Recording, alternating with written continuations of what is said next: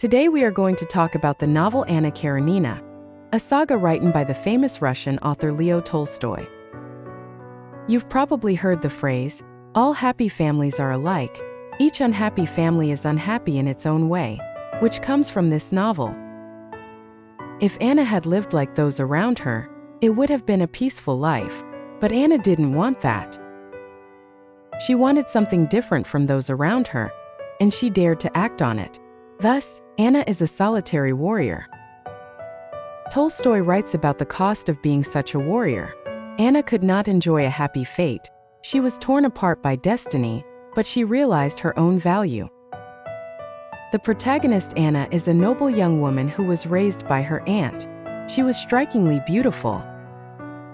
At 16, her aunt, for the sake of family interests, arranged for her to marry a bureaucrat named Karenin.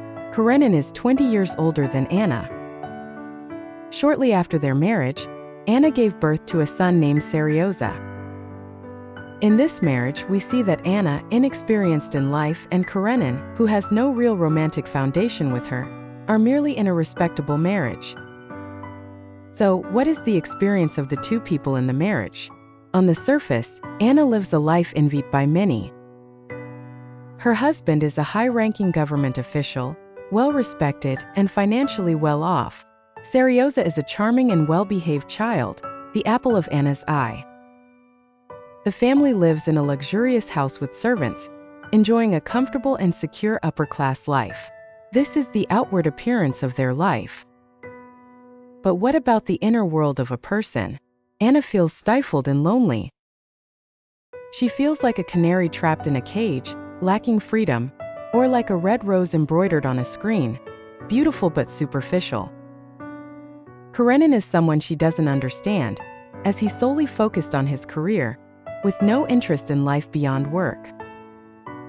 He is essentially a bureaucratic machine with no sense of romance.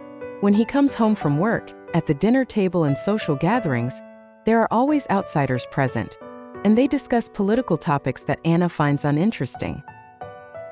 Thus, their private life is nearly non-existent, and even their physical intimacy seems routine to Anna, devoid of passion.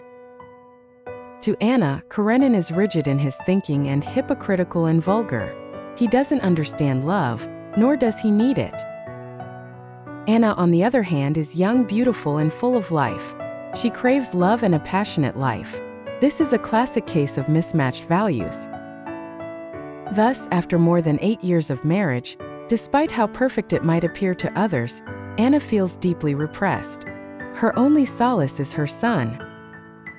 She once cried out to her husband, "I am a person, I want life, I want love." But what happens? Her husband surely finds her childish.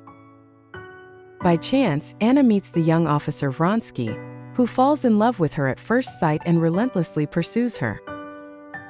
His presence completely awakens the passion within Anna and ignites her life.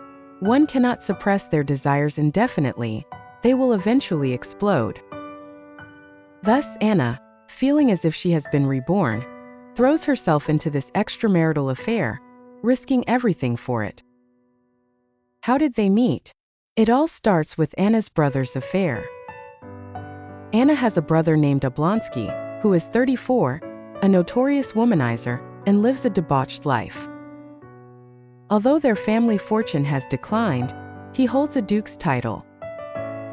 Thanks to his brother-in-law Karenin's help, Oblonsky has secured a respectable managerial position in Moscow with a good salary, making him a subordinate of Karenin. Anna's sister-in-law Dolly comes from a noble family. She inherited substantial wealth and is raising 5 children. However, Dolly discovers that her husband is having an affair with their former governess. Dolly is extremely upset and feels she can no longer live in such a situation, as the family conflict has become severe. Oblonsky, on the other hand, regrets not the affair itself but that he didn't hide it from his wife. He had stopped loving Dolly a long time ago. Levin, 32, comes from a noble family in Moscow. As you can see, all these characters have high social standing, making it a story of the upper class. Levin decides to propose to Kitty. How does Kitty react? She is initially overjoyed. Every girl enjoys being loved, but when she thinks of Vronsky, she immediately responds, "I'm sorry, this isn't possible." She rejects Levin because she still desires true love, leaving Levin heartbroken. That night, Kitty tells her mother that she has rejected Levin's proposal. Kitty's mother also looks down on Levin because she finds him to be a country bumpkin. She then tells her husband that Kitty and Vronsky are actually a good match and that they should get married. Her father is very angry upon hearing this suggestion. In his calm judgment, he believes that Vronsky is nothing more than a rake, and that he would never entrust his daughter to such a man. Kitty's parents argue over their daughter's marriage, but Vronsky is completely unaware of this. Kitty's father wasn't wrong. Vronsky never intended to marry. Vronsky is pleased to know that Kitty, a pure and charming high society girl, is in love with him. Moreover, he seems to have effortlessly outdone Levin, which feeds his vanity. For a man like Vronsky, this kind of vanity is deeply satisfying. On the train, Vronsky fell head over heels for Anna at first sight. On that day, Vronsky went to the train station to pick up his mother. When the train arrived and he went to find his mother's carriage, he encountered Anna.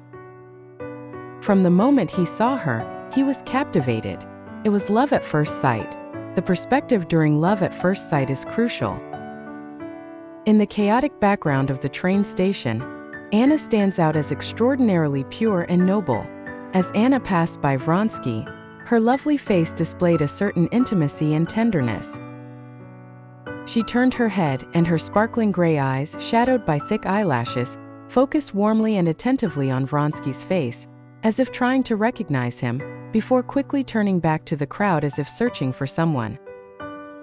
In that fleeting glance, Anna did not actually notice Vronsky, but he sensed the repressed vitality within her. He noticed that between Anna's bright eyes and her almost imperceptible smile with slightly flushed lips, there was a strong vitality. Thus, Vronsky kept thinking about this woman. It was a coincidence that this woman's brother, Oblonsky, was someone Vronsky knew. Even more interestingly, during the train journey, Anna had already become familiar with Vronsky's mother. Vronsky immediately felt that their meeting was fated. At this moment there was a small incident. Outside, there was a commotion because someone had committed suicide by lying on the tracks under the train. Anna, now pale, whispered, "What an ominous sign." This detail subtly hints at Anna's eventual fate. So what happened next? Let's continue. When Anna arrived at her brother's house, her sister-in-law Dolly had been waiting for her for a long time. Dolly sought Anna's help, saying, "You must help me. I don't know what to do." At this moment, Anna comforted Dolly, saying, "Sister-in-law, I understand more than you about men's flirtations in high society. If you still love my brother, then forgive him." Before dinner, the family gathered for tea and chat, and Kitty also arrived. Suddenly the doorbell rang. Who walked in? Vronsky. When Anna saw him, she had a strange expression of both joy and panic. Vronsky came in briefly, and found an excuse to leave without entering the living room. Kitty, sitting there, thought the man was there for her, but since there were many people, Vronsky didn't want to come in. In reality, Vronsky was simply looking for an excuse to check if the woman who had captivated him, Anna, was present. On the third day, Anna attended a ball. Wearing a black velvet dress, she exuded the radiance of a mature woman in every movement. Her extraordinary grace and demeanor outshone all the other girls present. Anna was indeed stunningly beautiful, and Vronsky found himself irresistibly drawn to her.